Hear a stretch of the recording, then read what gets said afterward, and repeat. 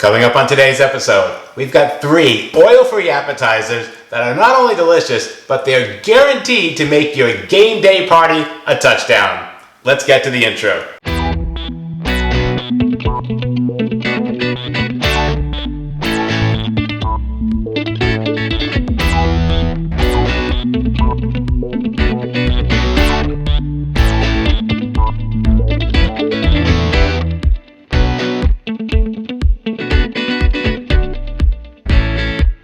Welcome back to another episode of Plant-Based Dads. I'm Joey.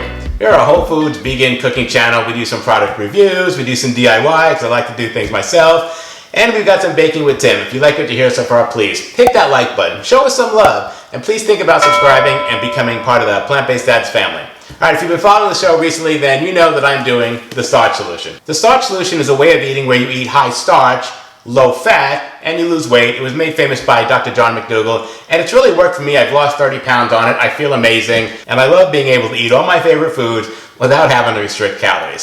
Speaking of the Starch Solution, we have this Starch Solution support group on Facebook called Plant-Based Dads Starch Solution Enthusiasts. There's a picture of it right here. It's just thousands of people posting photos of their food, supporting each other, doing challenges together. It's a lot of fun, and it's a great place to surround yourself with like-minded people if you're doing this way of eating. We do have a new 21-day challenge starting a week from today, February 1st. If you're interested in learning more about this lifestyle and way of eating, jump in the Facebook group or get on Instagram and follow us at Plant-Based Dads, and you can learn all about it. I'll probably have a video come out right before that explains how it all works. So today we're making game day appetizers. We've got 3 oil-free appetizers that are really traditional, and you're absolutely going to love them. The first one is my Southwest egg rolls. We've been making these for a long time, and in fact I have a video up of the filling, the cowboy caviar, from like 3 years ago. I think it was like our 3rd video. It was a really early video in the show, so this is going to be a lot of fun to show you how we do this. After that, we're making the forks over knives spinach and artichoke dip.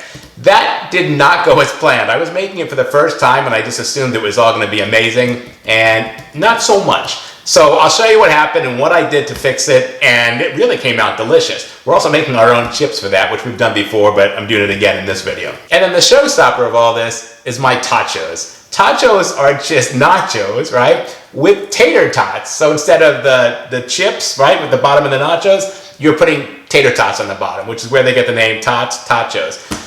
One of my favorite things to make and serve when people are visiting. You do have to make your own tater tots because tater tots are full of oil no matter where you get them. So there is that step. But other than that, once you throw the toppings on and put it in the oven, they're so much fun and they're absolutely amazing. All right, I can't wait to show you everything we did. It was absolutely amazing. Let's get to the food.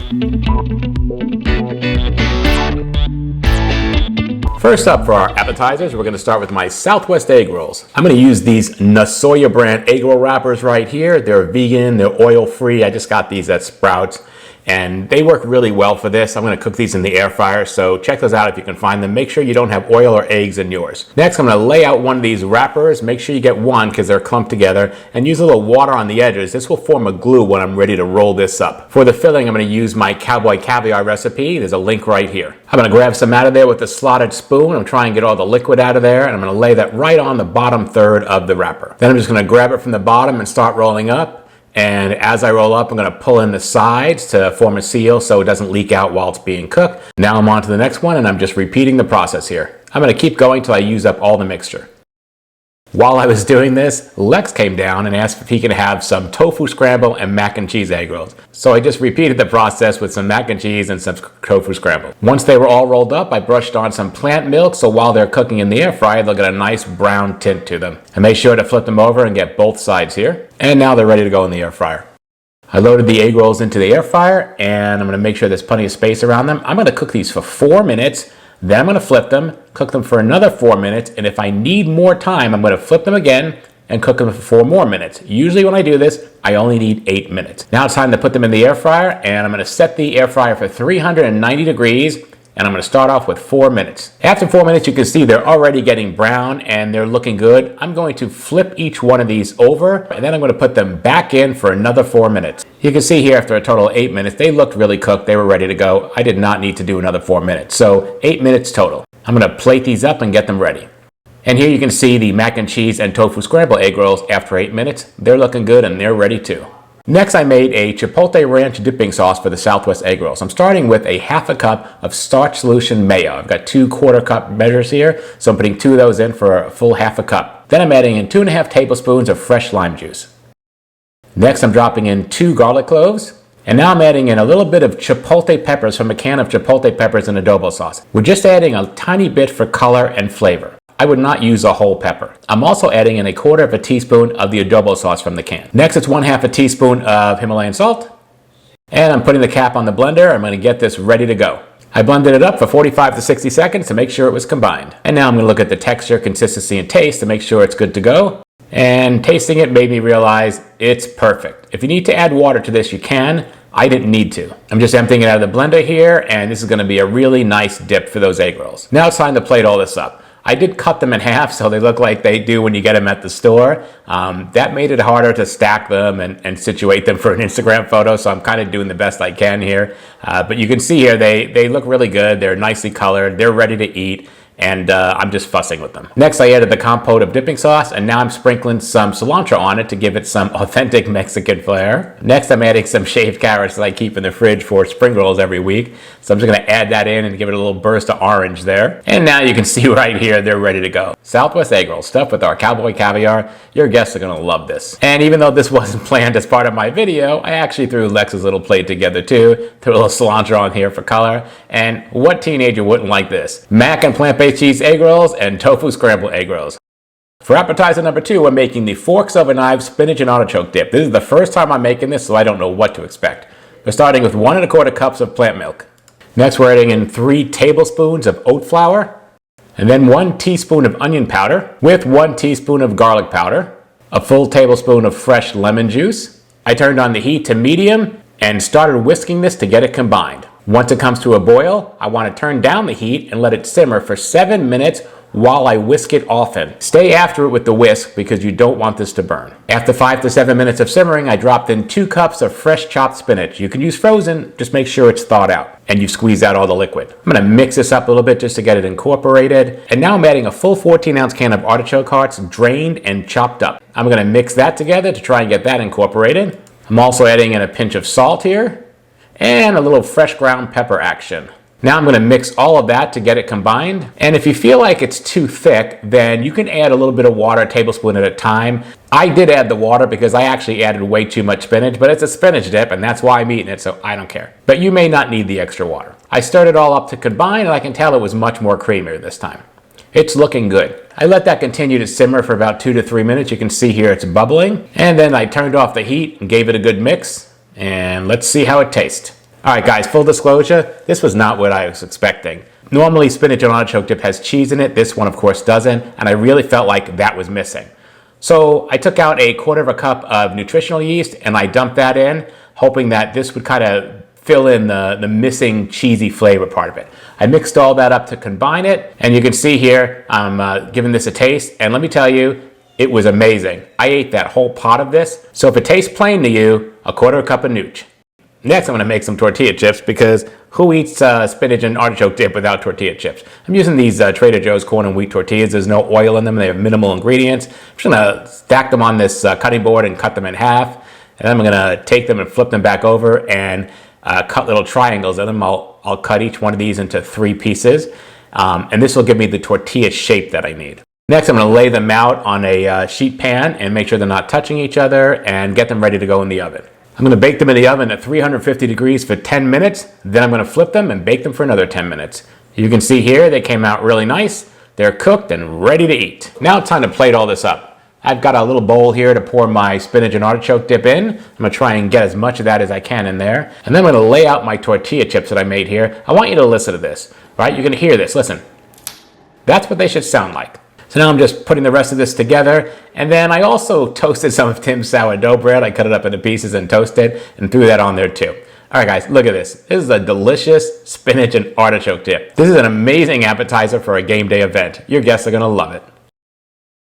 All right, the last one we're doing today is the star of the show. These are my tachos. I'm going to start out with making my old potato tots. I've got a pot of boiling water. I'm throwing in a steamer tray. And I'm adding a whole bag of organic hash browns. make sure your hash browns don't have anything in them other than potatoes. These are the ones from Sprouts. That's the ones I use all the time. You can see right there, the only ingredient is organic potatoes. That's it. I'm gonna put the cover on and let these steam for 5 minutes. Once the 5 minutes was up, I took the cover off and I just used a fork to see if they were done. If they start smashing together, they're done, and these were. After that, I got myself a nice big bowl and I tossed in the cooked hash browns right here. Be careful because they're gonna be hot. Then I mixed in 1 tablespoon of white miso, and then I have this Italian herb grinder. I'm just gonna grind in some Italian herbs. Alternatively, you can just use onion powder, garlic powder, red pepper, rosemary, all the Italian seasonings, and accomplish the same thing. These are all just in one grinder. After that, I sprinkled on some smoked paprika for taste. And then I took a spoon and started smashing all this together, but I realized very quickly I was gonna have to use my hand. So here I am just kind of getting in there. Next, it was time to lay them out in the sheet pan. I rolled them into a ball and then just went back and forth with my hands to give them a little cylindrical shape.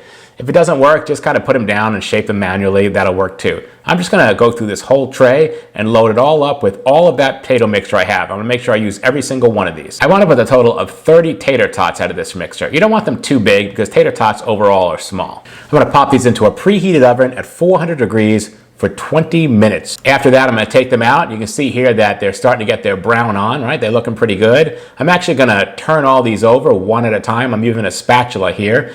And I'm just gonna kind of get under each one with the spatula and flip them over. Flipping them over is not hard, but the pan is very hot, so I'm trying not to burn myself. After that, I'll put them back in the oven and let them cook for another 20 minutes. And you can see here, after the full 40 minutes of cooking, they look really good. This is the color we're looking for. I dumped the tater tots right into a cast iron skillet here. It's gotta be oven ready. Now I'm gonna start adding my toppings. I'm putting in some of my InstantPot refried beans. I've got a video link right here.